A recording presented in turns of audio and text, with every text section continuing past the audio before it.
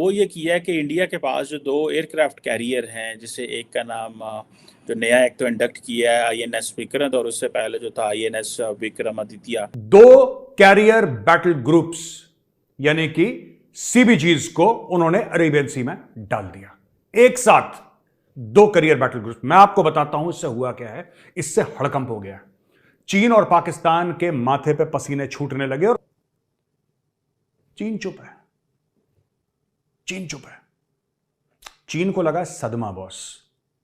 चीन को लगा घंघोर सदमा, और चीन सदमे में कुछ बोल नहीं पा रहा इस वक्त। तो क्या ये पाकिस्तान के लिए मैसेजिंग है? 100% मैसेज। एक तरफ हुकूमत चाहती है कि आबादी कंट्रोल हो और एक तरफ वो बच्चा पैदा करने पे इनाम दे रही है। Indian aircraft carriers Arabian Sea में देखे गए हैं। अब उनकी एक गूंज होती है। गूंज से मुराद ये है कि एक धमक होती है, एक रोब और दबदबा होता है जब किसी का कोई एयरक्राफ्ट कैरियर कहीं जा रहा हो।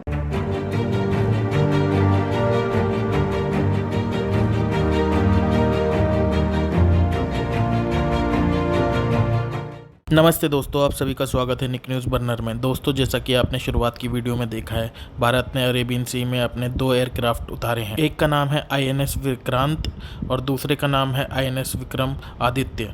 इसे देखकर चीन और पाकिस्तान के पसीने छूटने लगे हैं। इनने चुप्पी साध रखी है। चीन सदमे में दिखाई दे रहा है। दोनों एयरक्राफ्ट को अरेबियन सी में उतारकर चीन और पाकिस्तान को बहुत बड़ा मैसेज दिया है। अब पूरी दुनिया की नज़रें हमारे एयरक्राफ्ट कैरियर पर है, जिससे भारत युद्ध में और मजबूत दिखाई पड़ रहा है। पाकिस्तान कह रहा है ये दोनों एयरक्राफ्ट भारत ने पाकिस्तान के लिए उतारे हैं क्योंकि भारत हमारा दुश्मन है। दोस्तों, आगे की वीडियो बड़ी रोमांचक है। चलते हैं आगे की वीडियो की तरफ। धन्यवाद।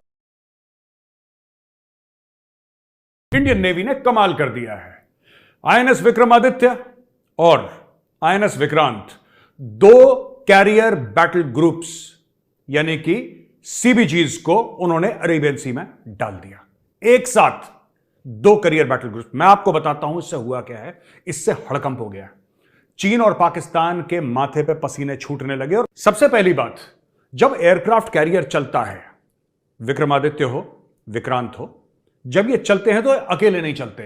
एक कैरियर बैटल ग्रुप यानी कि उसके नीचे, पानी के नीचे सबमरीन होती है, राइट, हवाई जहाज होते हैं ऊपर, एयरक्राफ्ट कैरियर के ऊपर हवाई जहाज, आसपास डिस्ट्रॉयर्स होते हैं, फ्रिगेट्स होते हैं। यानी कि जब एयरक्राफ्ट कैरियर चलता है तो भाई साहब पूरा गाजे बाजे के साथ चलता है। एयरक्राफ्ट कैरियर को फ्लोटिंग सिटी भी लोग कहते हैं। यह अपने आप में एक फ्लोटिंग एयरफील्ड है। यह अपने आप में एक लड़ाई का, एक युद्ध का, एक अपने आप में एक पूरा सा प्रोग्राम है। और भारत ने दो ऐसे प्रोग्राम लॉन्च कर दिए। यह पोजिशनिंग है। यह बोला नहीं जाता, यह करके दिखाया जाता है।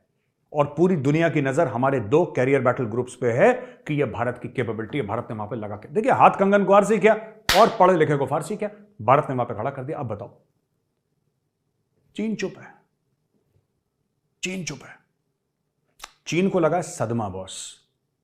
चीन को लगा घंघोर सदमा, और चीन सदमे में कुछ बोल नहीं पा रहा इस वक्त। अब आएगा ग्लोबल टाइम्स में आर्टिकल, धीरे धीरे आएगा कि what India is doing is very dangerous and India should not do. मतलब बेटा, तुम जो भी करो वो सब ठीक है। इंडिया ने कुछ कर दिया तो इनको कुरकुर होने लग जाती है। बात यह है कि अरेबियन सी में भी Chinese assets are now under threat.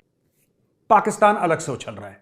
अरे साहब, यहां पे तो हमारा दुश्मनी भारत है और भारत के साथ ही हमारी दुश्मनी है, वरना भारत किसको लेके करता? सोचिए, किसको लेके करता भारत? क्या भारत ने ये ईरान को डराने के लिए करा है? नहीं, ईरान के साथ तो उसके रिश्ते बड़े अच्छे हैं। क्या भारत ने ओमान को डराने के लिए करा है? नहीं, ओमान के साथ भी उसके रिश्ते अच्छे हैं। फिर और गल्फ कंट्रीज को डराने के लिए करा है? बिल्कुल नहीं, सबके साथ रिश्ते अच्छे हैं। हमारे साथ तो रिश्ते खराब हैं। इसीलिए भारत ने पाकिस्तान के खिलाफ एक्सरसाइज करी है, पाकिस्तान को ये जताने के लिए कि भाई औकात में रहो अपनी, हम तुम्हारे खिलाफ ये कर सकते हैं। लेकिन ये बात गलत है। यह बात बिल्कुल पाकिस्तान की गलत है। ऐसा हुआ नहीं है। भारत को पाकिस्तान से कोई लेना देना नहीं है। पाकिस्तान वैसे ही लूला लंगड़ा, यार, कमर टूटी, रीढ़ की हड्डी उसकी टूटी, व्हील चेयर में बैठा एक बंदा, क्या लड़ोगे उससे और क्यों लड़ना चाहोगे? यह है चीन के खिलाफ। अच्छा, आप भी सोच रहे होंगे कि साहब अरेबियन सी तो इधर है, चीन उधर है, इसका चीन से क्या लेना देना है? देखिए साहब, ये जो डिप्लॉयमेंट हुआ है इस वक्त, ये जो एक्सरसाइज हुई है अरेबियन सी में, ये पावर प्रोजेक्शन है। पावर प्रोजेक्शन क्या होता है? जब आप दुश्मन मुल्कों को और दोस्त मुल्कों को दोनों को यह बताते हैं कि ये हमारी कैपेबिलिटीज हैं, हम ये कर सकते हैं। 2 Indian aircraft carriers Arabian Sea में देखे गए हैं और उसमें सबमरीन्स भी हैं, उसमें एयरक्राफ्ट्स भी हैं। जैसे कि आप जान सकते हैं, आपने फिल्मों में देखा होगा, पता ही है कि एयरक्राफ्ट कैरियर्स जो हैं वो जब कहीं पर मौजूद हो तो उसमें कितना इक्विपमेंट हो सकता है, और जब वो किसी जगह पर चलते हैं किसी सी में, जैसे कि अरेबियन सी के बारे में कहा जा रहा है, तो वो कैसे नज़र आते हैं। अब उनकी एक गूंज होती है, गूंज से मुराद ये है कि एक धमक होती है, एक रोब और दबदबा होता है जब किसी का कोई एयरक्राफ्ट कैरियर कहीं जा रहा हो। तो कहा यह जा रहा है कि ये इंडिया की पावर प्रोजेक्शन है, ठीक है। अब अरेबियन सी में है तो आप इसको कहेंगे कि ये किसके लिए, ये पाकिस्तान के लिए भी हो सकता है, लेकिन मैं इसको ये नहीं समझती कि ये पाकिस्तान को थ्रेट करने के लिए अरेबियन सी में इंडिया के एयरक्राफ्ट कैरियर देखे गए हैं। ऐसा नहीं है, मतलब ठीक है आप इसका भी तज्जिया कर सकते हैं, लेकिन मेरा ख्याल है कि ये पाकिस्तान को थ्रेट करने से ज़्यादा या पाकिस्तान को दिखाने से ज़्यादा कुछ और कंट्रीज़ को दिखाने के लिए ऐसा किया गया है।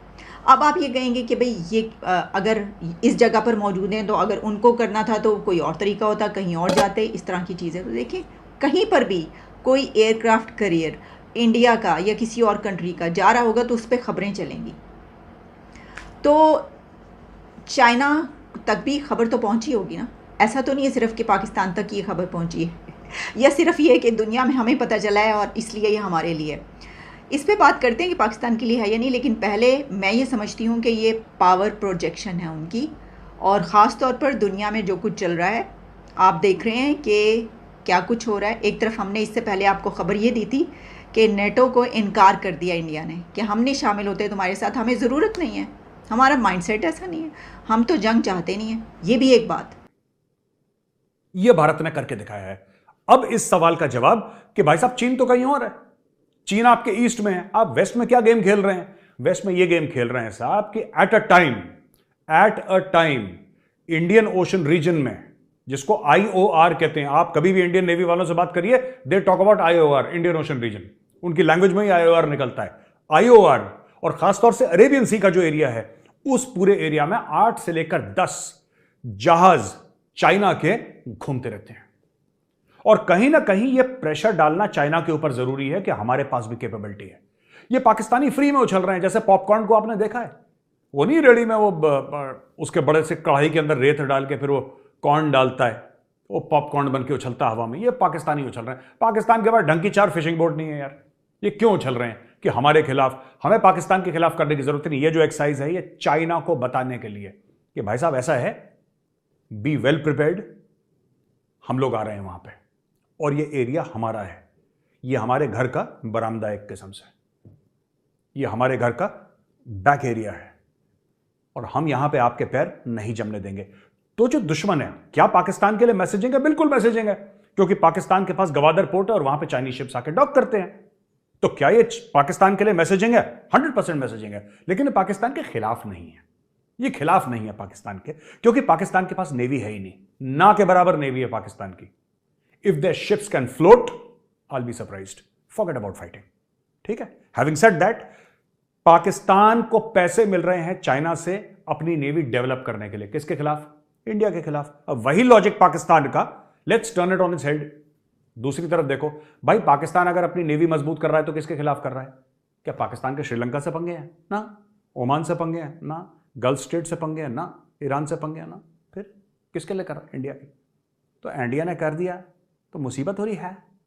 वो ये किया है कि इंडिया के पास जो 2 एयरक्राफ्ट कैरियर हैं, जिसे एक का नाम जो नया एक तो इंडक्ट किया है INS विक्रांत, और उससे पहले जो था INS विक्रमादित्य, अब और उसके ऊपर तकरीबन उसके इर्द गिर्द आप देखें ये 2 एयरक्राफ्ट कैरियर्स हैं, मल्टीपल वॉरशिप्स हैं, सबमरीन्स हैं, इसके ऊपर को 35 एक जहाज़ खड़े हुए हैं। और ये कहने के लिए जनाब के बहुत सारे जहाज़ हैं जिसमें एडवांस लाइट हेलीकॉप्टर्स हैं, कॉमोव है, MH-60R है, जिसे कहते हैं MiG-29 के, और बहुत सारे जो है ना वो हेलीकॉप्टर्स वगैरह हैं इसके ऊपर खड़े हुए हैं। और इसको बेसिकली इंटरनेशनल अगर आप देखें जो एयरक्राफ्ट कैरियर्स हैं इनके बारे में पढ़ें तो इनको या तो कहा जाता है they are called as sailing cities, या फिर इन्हें फ्लोटिंग एयरफील्ड्स भी कहा जाता है। सो प्राइमरीली इंडियन समझते हैं कि ये फ्लोटिंग एयरफील्ड्स हैं, लेकिन ये सेलिंग ये इतने बड़े होते हैं कि इनके इर्द गिर्द सिर्फ जो एयरक्राफ्ट कैरियर है वो अकेले मूव नहीं करता, उसके साथ बहुत सारी सबमरीन शिप्स और बहुत कुछ होता है,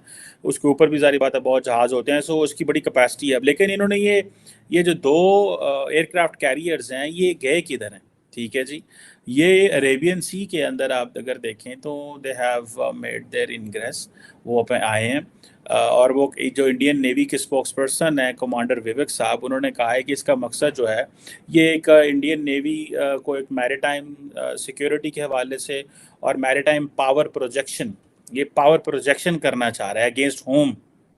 अरेबियन सी में कौन है? अरेबियन सी में इंडिया का सबसे बड़ा हरीफ पाकिस्तान। दोस्तों अगर आपको हमारी वीडियो पसंद आई है तो प्लीज़ लाइक ज़रूर करें और साथ में शेयर करना ना भूलें। और साथ ही दोस्तों ऐसी ही लेटेस्ट वीडियो देखने के लिए हमारे चैनल को सब्सक्राइब करें, साथ ही बेल का आइकन जरूर दबाएं ताकि सबसे पहले आपको हमारी वीडियो की नोटिफिकेशन मिल सके। धन्यवाद।